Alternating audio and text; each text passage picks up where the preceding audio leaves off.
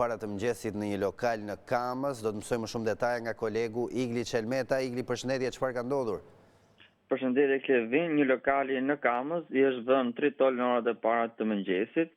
Ngjarja ka ndodhur në 4:25 minuta në rrugën Donald Trump në zonën e Kamës dhe fatmirësisht nuk ka persona të lënduar nga shpërthimi i lëndës plasëse. Dyshohet se lënda plasi ishte vendosur në ambientet e jashtme të lokalit, i cili mëshmar me qira nga një 24 vjeçar, shtetasi Oltion Muça, i cili nuk është pronari i lokalit, pasi që thash, por e ka marrë me qira këtë ambient. Si pasojë e shpërthimit është dëmtuar fasada e jashtme e lokalit dhe janë thyer disa xhama.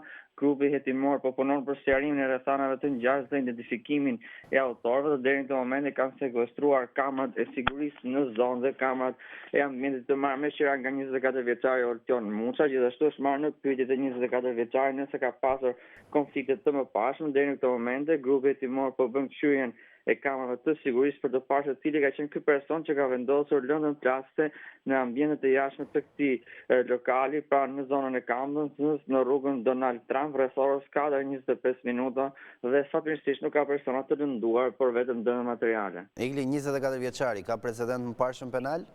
Nga informacionet paraprakë, 24 vjeçari nuk ka precedent të mëparshëm penal, por është marrë në pyetje nga grupi hetimor nëse ka pasur konflikte me persona të tjerë kohët e fundit dhe ky person ka deklaruar që nuk ka pasur konflikte. Gjithsesi grupi hetimor ka sekuestruar kamerat e sigurisë dhe nga pamjet duket një person i cili ka vendosur lëndën plase në ambientet e jashtme të këtij lokali në zonën e Kamës. Dihet prej sa muajsh operonte dhe kishte marrë me qira biznesin? 24 vjeçare kishte përkohë që kishte marrë me qira biznesin në zonën e Kamës rreth një vit më parë, por ende nuk di sepse ka ndodhur kjo ngjarje, ky shpërthim me lëndë plase në ambientet e jashtme të lokalit të tij, por paraprakisht dyshohet për një konflikt për motive të dota. Është qartë. Mirë, Igli Qelmeta, faleminderit për gjitha informacionet që ndave me ne. Faleminderit juve.